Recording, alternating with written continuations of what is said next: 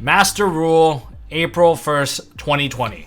That's what they're calling it. Okay, hey guys, it's Tom Box. It's your usual ruling guy online, and this is kind of a ruling segment, but I'll call it News Day. So for this News Day, we have the Master Rules update from Jump Fiesta, and I'll read it to you guys before I start breaking it down to you guys, answering some of your hottest questions about what about pendulums? How do links work anymore? How does any of this stuff even make any more sense? What's the purpose of this? And what are the survivors of this Master Rule change? Well, let's get into all of that right now. So starting off with just the read of the article so far. As of April 1st, in OCG only, so as of their April Fool's Day, I guess this is not a joke to them, Fusions, Synchros, and Xyz monsters will be summonable to the main monster zone in addition to the extra monster zone. So we are playing with 6 zones now, technically, and the rules for Link monsters will remain the same. So Link monsters, they all remain the same. You are not limited to one of each. This is something that has been kind of a conflicting information, but I'm just gonna go by what we have in this article. If we get a finalized one by Konami later on, I will make a new video on that just to kind of clear all the misinformation up when that happens, but we're just gonna go by what we have so far right now.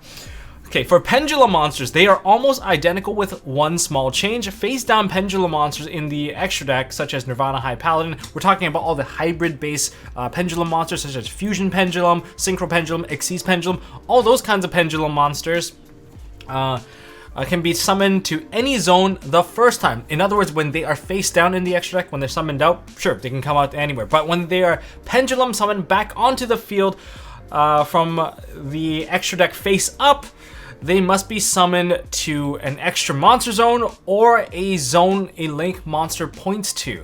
The name for this update will be Master Rules April 1st, 2020 revision, not Master Rules 5 or 6 or New Master Rules 2. Wow, let's break this stuff down. Like, what's the purpose of all this?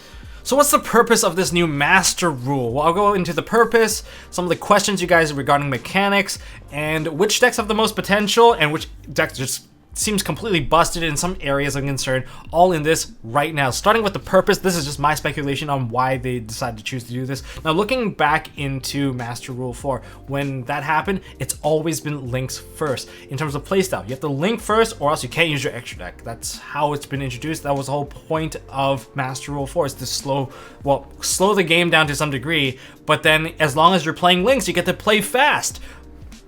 You just get rewarded for playing links. If you play synchros or anything, you get one synchro and that's it. And if you want to play with more synchros, you have to play with links. It was always been like that, and that created a huge bottleneck, and it also wasted most of the things that they released in the past. You don't see people playing stuff like Stardust, you don't see people playing Black Rose very much. All of those things have been really pushed aside, swept under the rug because links first. And well, we're exactly at where we are now. But pendulums were still a bit of an issue because we don't want to give pendulums the ability to, well, soul charge once per turn against us, and that's like a free soul charge that don't have any sort of limitation. In that regard, they decided to keep them under Master Rule 4's rule. So that's the whole purpose of this. So in terms of questions of how things work, well, let's kind of break it down. The most frequently asked question I have so far is, does this mean I can only have one extra deck monster type unless they are linked? No, according to what I've read so far, and this is just what is delivered to me right here, it says you are not limited to one of each. So that just means you can keep spamming. From what I can read here, it doesn't say that you have to link it first before you're able to drop more. Unless I'm wrong, leave it down in the comment section if there's an update to that, but I don't see that anywhere. It just says you're not limited to one of each. I'm just gonna assume you can spam at this very moment. The second question here is what does this mean for pendulums? So for pendulums, from what I can say is it's the same. If you're pendulum summoning from your hand with the correct scale numbers, you can summon it to all of your main monster zone as much as you want, but you can't summon it to the extra monster zone. But if you're summoning from the extra deck, you can summon to the extra monster zone, or you can summon it into a zone which a link monster points to, so that the stuff that's coming out of the extra deck face up, they have to go to the correct zone. All right? Sounds good? That sounds not too bad. That doesn't seem too complicated. So what about link monsters? Can I link summon anywhere? Can I just go Phoenix come down right away? No.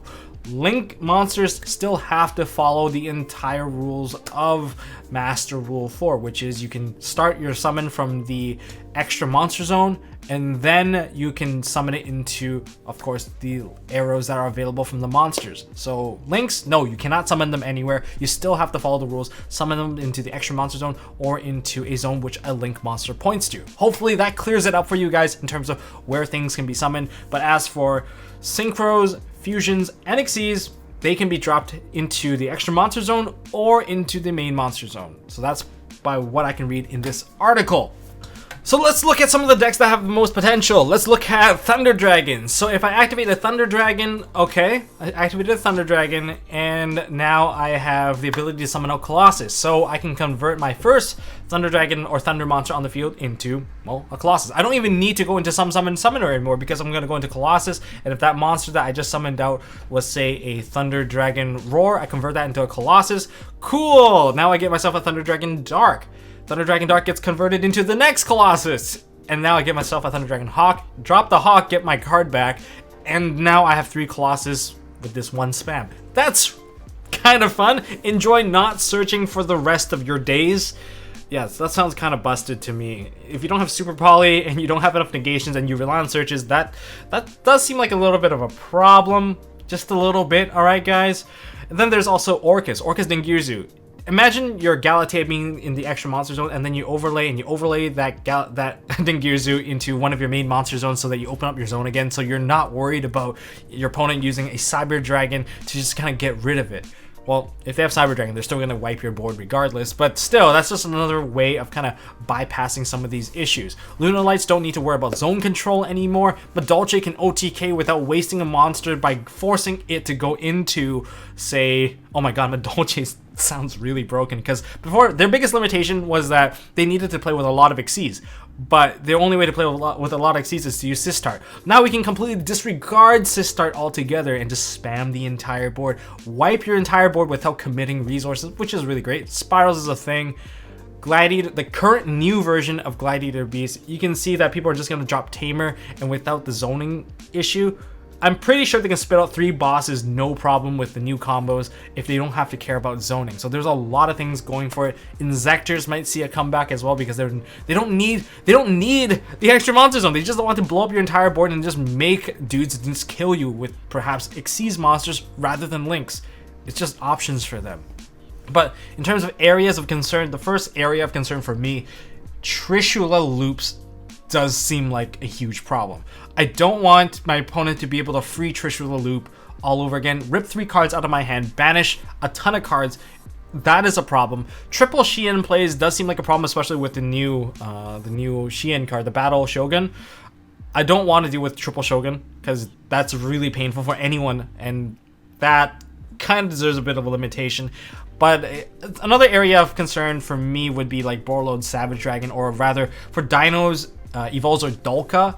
The reason why Dolka is so hard to summon in any sort of Dino combo right now is because we don't have the correct zoning. We need to go into a Link monster before we can do that, but now we don't have to care. That just makes the Giant Rex that much better, because if I leave myself with an Oviraptor and a Giant Rex, I'm already guaranteed to be able to go into Dolka, which means I don't have to care about your Nibiru, I don't have to care about your hand traps, and I get to negate your stuff basically for free. And you're gonna have to eat my board while not being able to offer any level of disruption while I make it. Another card that's kind of cool to me is Excitonite. People have like cut Excitonite, but during the Xyz era, Excitonite was one of the scariest cards because if you overcommit, you get your board blown up. So that's a nice comeback. Even the new Tenyi guy, the new Tenyi Draco Berserker, that new Synchro, I really like that card, and I think it offers a lot to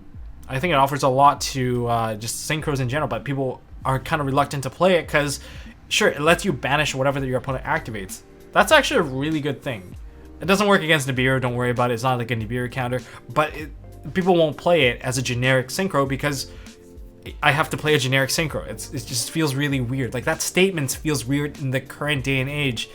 And if we get a really good wind archetype, Crystal Wing could make a comeback. I would love to see Crystal Wing come back. I would like to see people play Speedroids to go into that Kite Drake just to blow up everything, make Crystal Wing And it just gives those Synchro-based archetype the ability to make their resurgence once again. They don't have to wait for Konami to be like, hey, I'm going to release a new Link monster to support you, and that's gonna be the bottleneck of all your plays, because so far it's been the bottleneck of most plays. I can't wait for Synchro to actually make the big play again, especially when we're gonna finally get our version of Needle Fiber or a Quadrifax or whatever his name is. Yeah, so those are my current thoughts so far. What are your thoughts regarding moving this step back? Do you think... I think the game is fast enough to the point where you can kind of compare it with the past and it's just as fast. Perhaps not as crazy as when Pendulums were just dominating, when they just like, Pendulum summon for 5 and make my giant board. Well, we're kind of at a very similar level, but the amount of controls and the amount of interactions that we have, say like an Orcus deck can interact with you 10 times during your turn. That doesn't seem very fair. A Thunder Dragon, or like a Guard Dragon deck, they're able to rip 2 cards out of your hand and then negate the rest of your hand. That's not very fun as well, but it seems like we've gone back to the point where we're at the strongest possible decks available once again, and maybe this will change things up. I don't know. What are your thoughts? Leave it down in the comment section. Do you have another really broken deck? Are there other really broken cards that we should be made aware of? Is Infernity coming back? Well, I would love to hear your thoughts. And that's all I got for this video, guys. I'll give you guys an update when there is more information or when there's a final confirmation on all of this stuff. I hope nothing was like mistranslated along the way. And I'll see you guys in the next video. If you guys enjoyed this video, hit me up with a thumbs up. If you guys want to see more stuff from MST.TV, hit that subscribe button, ding the notification bell for those kinds of updates. And I'll see you in the next one.